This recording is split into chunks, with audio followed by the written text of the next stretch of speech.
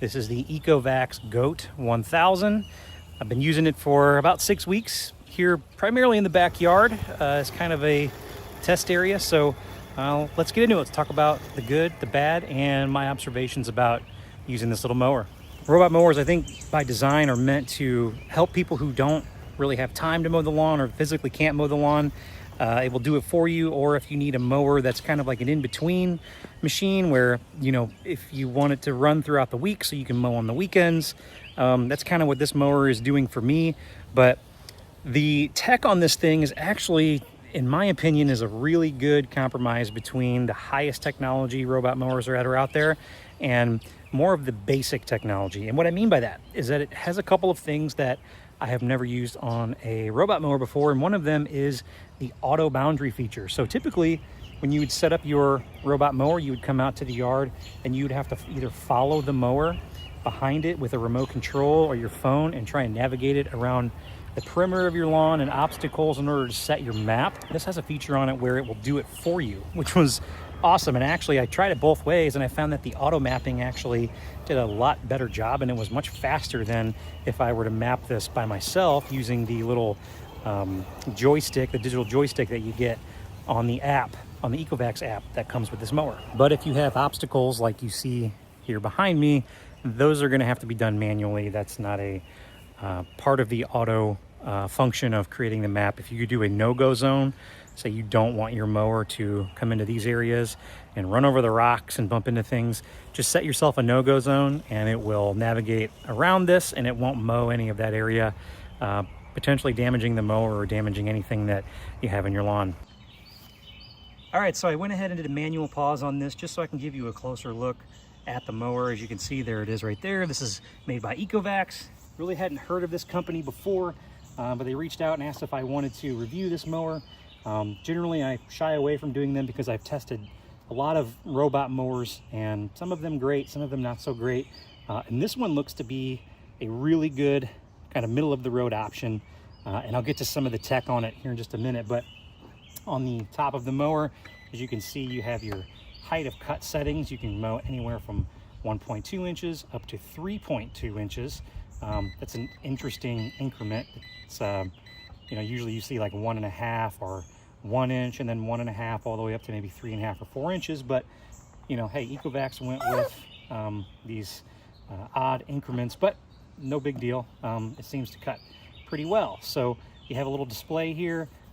This display is going to show you any error codes, if you're connected to Wi-Fi, how much battery you have left. You see I have a full charge here still, and I've cut a pretty good portion of my backyard here this morning with it, so that's a pretty good sign the battery lasts pretty long. And if you need to manually stop it, you have your stop button that you can push right there.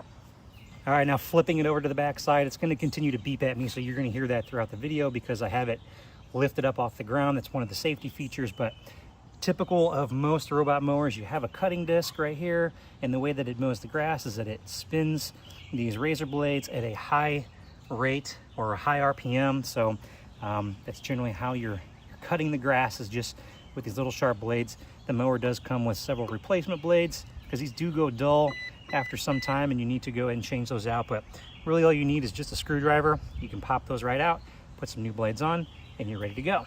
So one of the features that actually makes this mower really nice is that it has LiDAR technology. So it's labeled right here on the top, LiDAR-enhanced RTK navigation. So it does operate off of an RTK satellite signal, but you also have a few cameras and sensors on the mower that is going to help you in areas where you may have a low or loss of signal. The mower is going to continue working even though it may not have a strong signal at the RTK or the base station.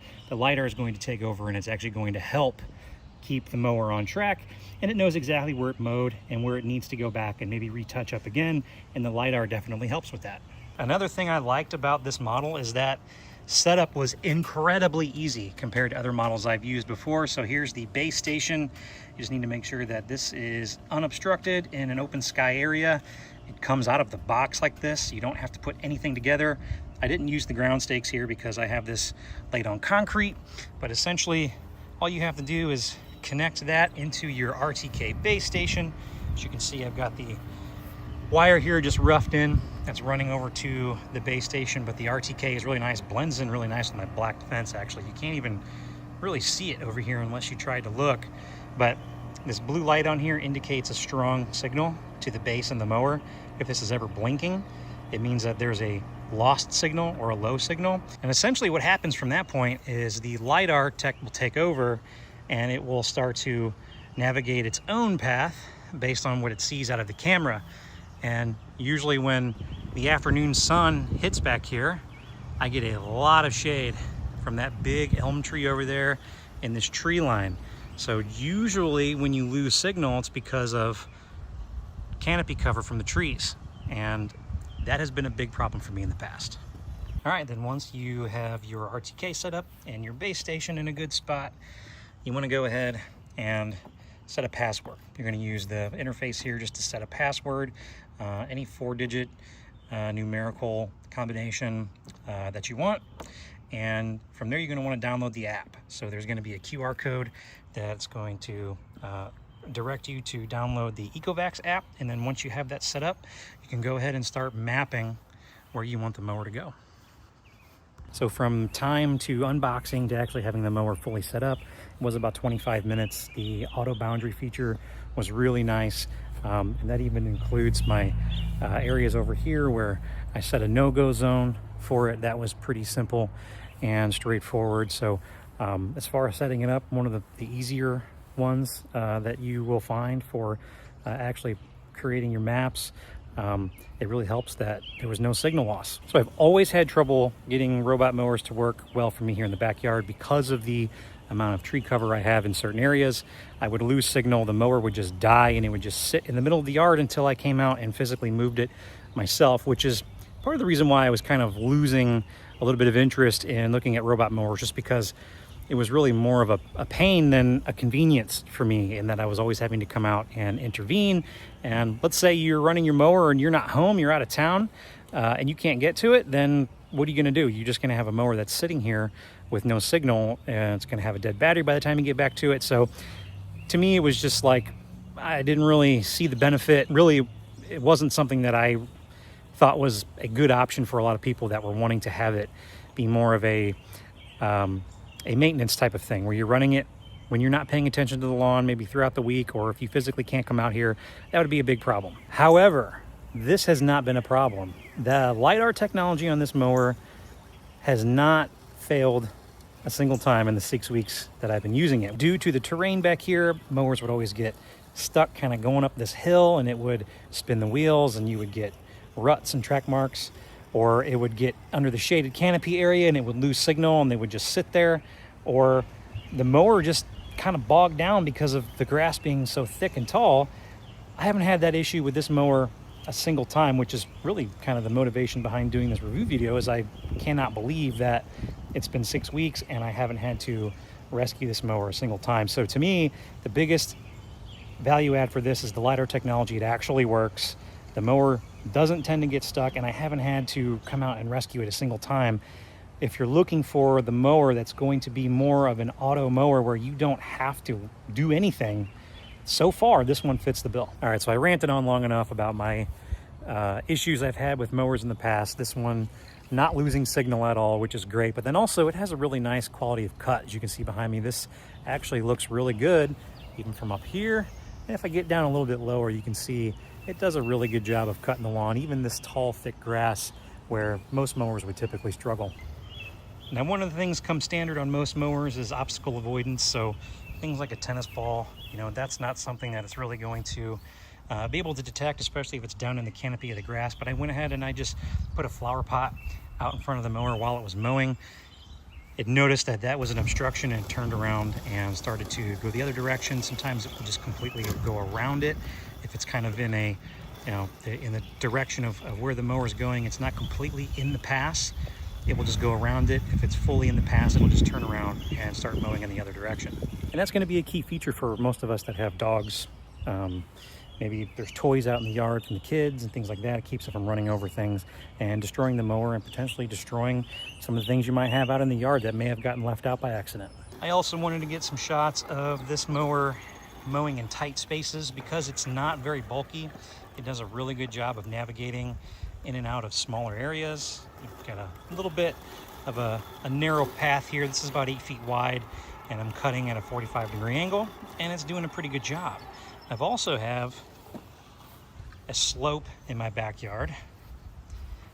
I'm not entirely sure what the degree of the slope is, but it's pretty significant. If I come around here and show you from this angle, you can see that there's a pretty good slope there, and it hasn't had any problems mowing up and down that slope. Okay, so we talked about a lot of the things that I really like about this mower, but then we'll talk about a couple of the drawbacks. So this is the GOAT 1000 model. It is designed to mow a 1/4 acre yard, so for a lot of people that's going to be just fine, but you do sacrifice a little bit of capability. It's not going to mow a very large area. In fact, when I mow with this, generally I see it will cut for between 60 to 90 minutes, depending on, you know, the conditions. If it's wet or my grass is a little bit taller, it's gonna wear the battery down a little bit faster, but really it's designed to maintain the yard at 3.2 inches, and you really don't want to let it get much taller than that between cuts, because the cut quality is going to diminish. So you're better off running it more often. And speaking of running it more often, one of the things that you're going to want to do is set a schedule for the mower. So inside of the app, you can go in and schedule this mower to cut every day, every other day, every 3 days, whatever you want it to do, right? It's going to cut as little or as often as you would like. I would recommend that you do run it more frequently, just so we can keep up with the height of cut, especially during points of the year where you have a lot of top growth, and it's going to do just fine. All right, so the mower is just kind of finishing up the final pass here, and then once it's done mowing the entire area, as a last step, it will run in a perimeter and cut the perimeter of the lawn.